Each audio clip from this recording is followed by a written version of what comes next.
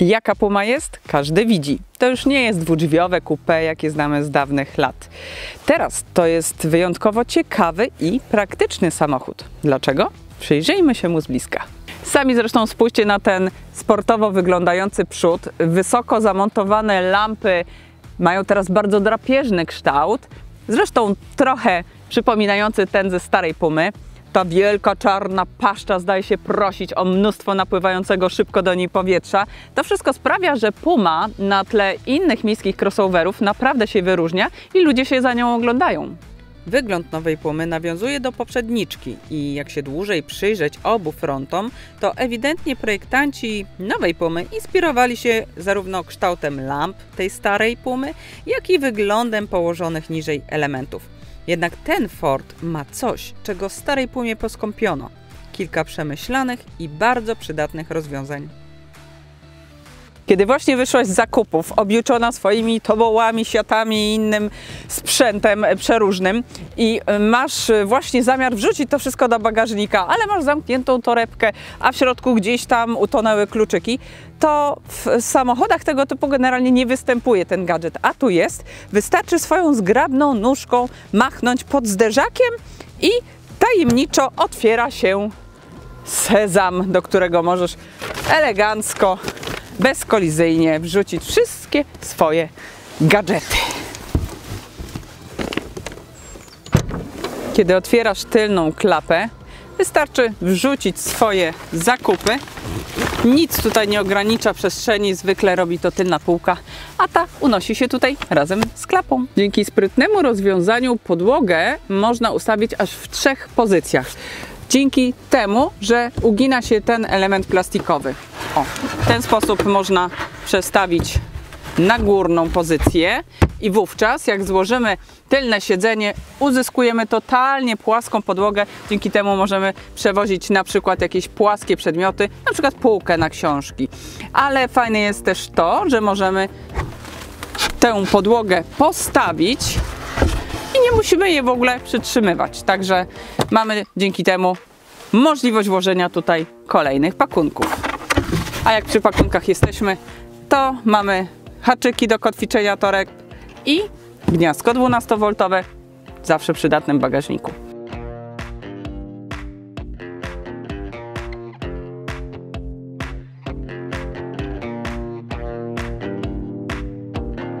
Ford Puma jest jedynym mi zdanym seryjnie produkowanym samochodem z własną umywalką w bagażniku. Umywalką bez kranu, co prawda, za to służy, nie zwariowałam, butelka z wodą. A zastosowań takiego rozwiązania jest naprawdę w bród. No właśnie, to co jest absolutnym hitem Pumy, to właśnie ta magiczna 80-litrowa przestrzeń pod podłogą bagażnika, wyłożona gumowym tworzywem. Jest wodoodporna, więc spokojnie można ją umyć wodą i spuścić potem za pomocą korka spustowego umieszczonego na dnie. Wszystko pod samochód. Tadam! Wszyscy ci, którzy zmieniali pieluchę dziecku podczas jazdy, broń Boże, albo po prostu w drodze, wiedzą, co to oznacza.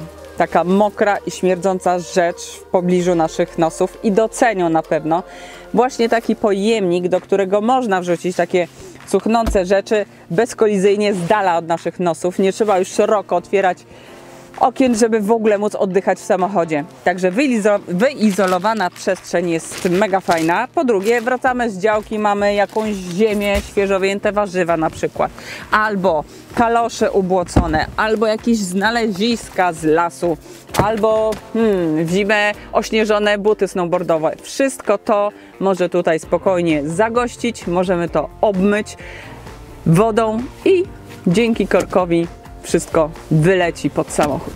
Elegancko. Kolejne fajne zastosowanie, jeśli macie pupila, na przykład psa i wracacie z jesiennego spaceru z ubłoconymi łapami. Jeśli jest nieduży ten pies, spokojnie zmieści się tutaj w tym pojemniku, możecie mu opłukać łapki, wytrzeć do sucha i po pierwsze bezkarnie przytulać, albo po prostu przewieźć go w odpowiednim miejscu w samochodzie.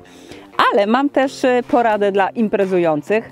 Wystarczy wsypać tutaj mnóstwo lodu, poukładać napoje i imprezka gotowa.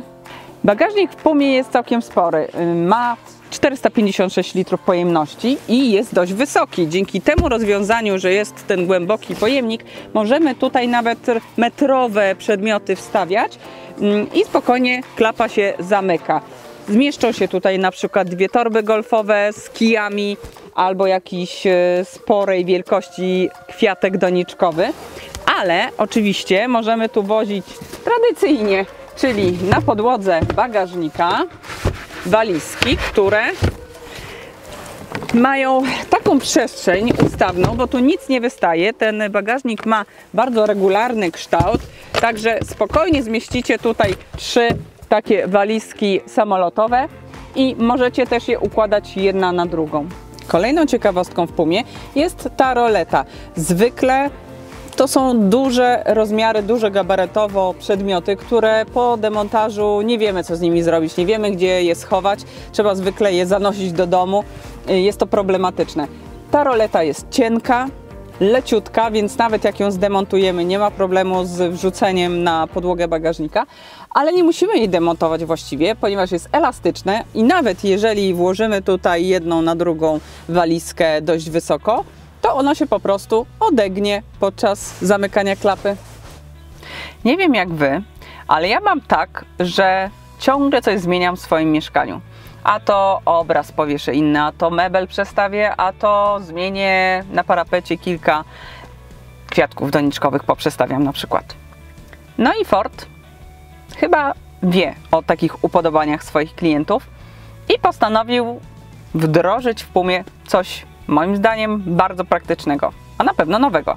Mianowicie tapicerkę siedzeń przednich, ale także tylnych, a tam jak wiemy podróżują najbardziej brudzące istoty na świecie, można zmieniać bardzo szybko i prosto, ponieważ akurat w tej wersji nie mam, ponieważ mam tutaj ST-Line, boczki są skórzane, ale tam, gdzie jest tkanina, mogą być suwaki po prostu błyskawicznie, więc w parę sekund można zdjąć taki pokrowiec, uprać go łatwo w zwykłej pralce w 30 stopniach i później po jakichś właśnie nieprzewidzianych wypadkach, zwykle związanych z naszymi dziećmi, można taką czystą już tapicerkę założyć ponownie. Wtedy mamy czysto i schludnie w samochodzie, albo jeśli macie tak jak ja i lubicie zmiany, wymieniacie ją na nową, z innym wzorem i wtedy całe wnętrze samochodu zmienia swój charakter, jest po prostu inne i to cieszy. Pod maską może pracować silnik hybrydowy w 2 wariantach mocy do wyboru, albo 125 koni, albo tak jak u mnie 155 koni mechanicznych, czyli ten najmocniejszy wariant.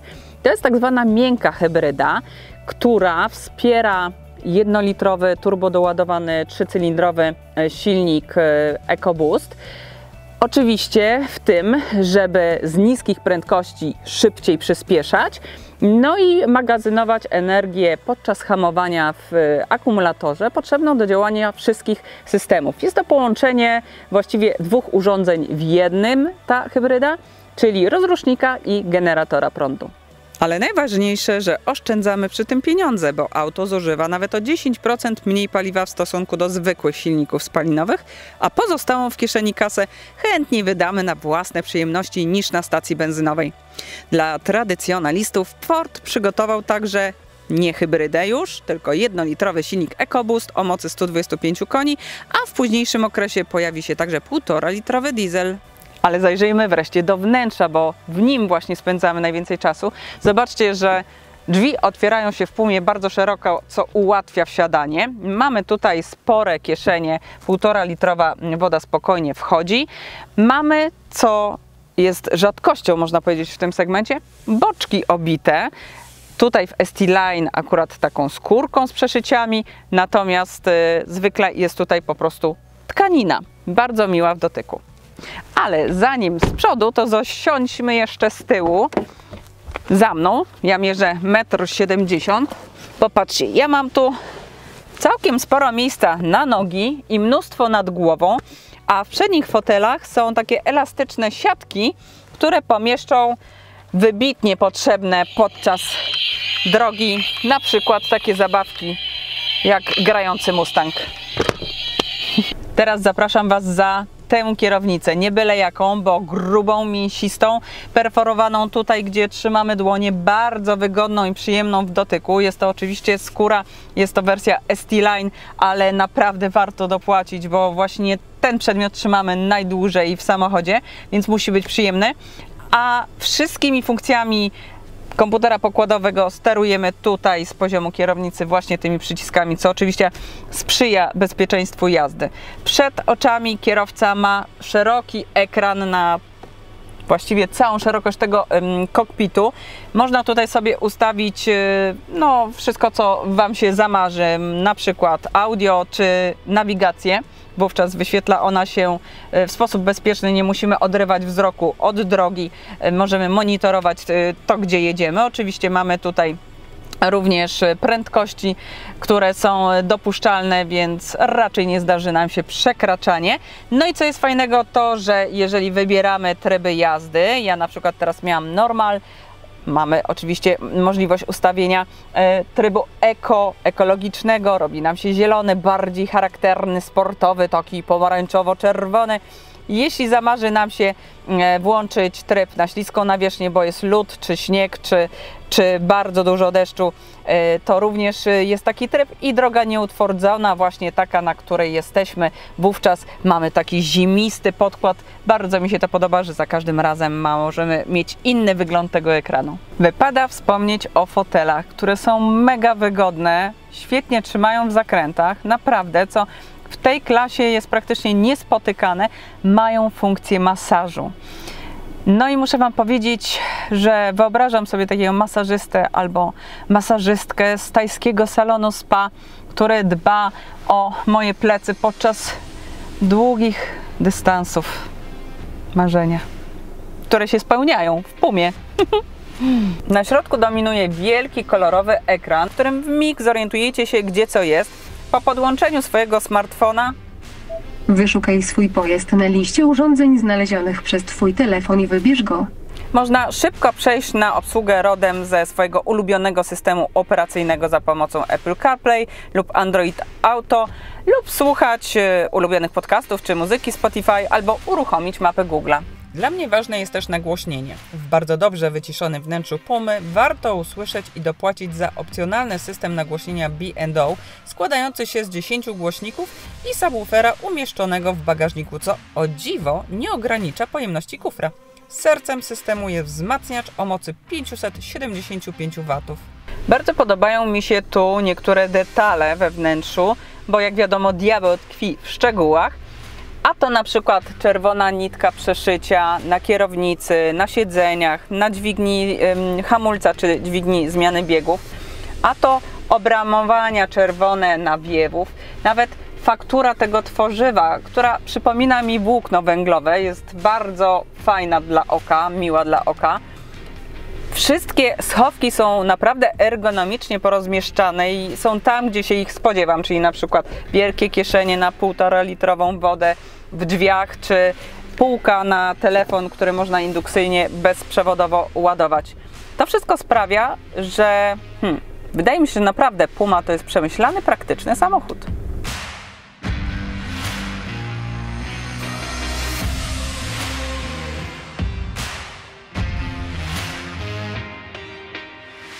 Pumę co prawda oparto na zawieszeniu znanym z modelu Fiesta, ale zmodyfikowanym. Tutaj pojawia się nowa konstrukcja tylnego zawieszenia kół z belką skrętną, większymi amortyzatorami, sztywniejszymi tulejami, a to zwiększa sztywność konstrukcyjną całego podwozia i przekłada się na naprawdę dobre własności jezdne.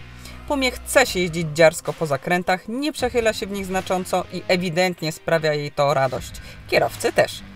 W mieście nie poczujecie z kolei żadnych nierówności. Naprawdę amortyzowane są wyśmienicie. Jedynie działanie manualnej skrzyni biegów mogłoby być bardziej płynne i to właśnie wychodzi w korkach, choć sama przekładnia jest zestopniowana wzorowo. Z nowinek w nowej Pumie pojawia się system wczesnego ostrzegania, który wkrótce będzie działał również w Polsce, a na razie działa na przykład w Niemczech czy Francji, który ma za zadanie ostrzegać kierowcę o niebezpieczeństwie przed nim, jeszcze zanim ta przeszkoda, czy na przykład korek pojawi się w zasięgu naszego wzroku, albo w zasięgu na przykład czujników samochodu. To wszystko sprawia, że możemy wcześniej zareagować i na przykład ominąć taki korek. Po raz pierwszy w modelu Forda segmentu B debiutuje tylna szerokokątna kamera 180 stopni, z której obraz może być wyświetlany na pokładowym ekranie dotykowym. Dzięki temu podczas cofania można szybciej zauważyć pieszych, rowerzystów czy inne pojazdy. Puma zaskakująco dobrze się prowadzi, ale właściwie mnie to nie dziwi, ponieważ osadzono ją na bardzo udanej platformie Fiesty.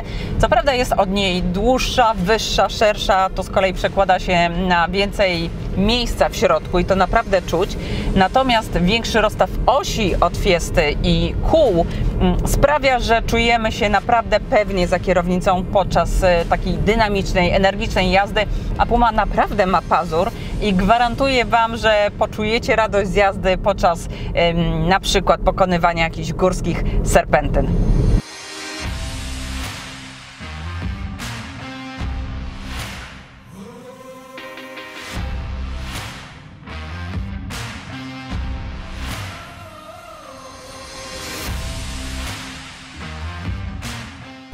Więcej o Pumie dowiesz się z kolejnego filmiku, który powstanie po tygodniowym już teście tego samochodu, bo w tej chwili to były tylko pierwsze jazdy. Zapraszam też do naciśnięcia dzwoneczka pod tym filmem, żeby dostawać nowe powiadomienia o kolejnych wideo na naszym kanale. Do zobaczenia!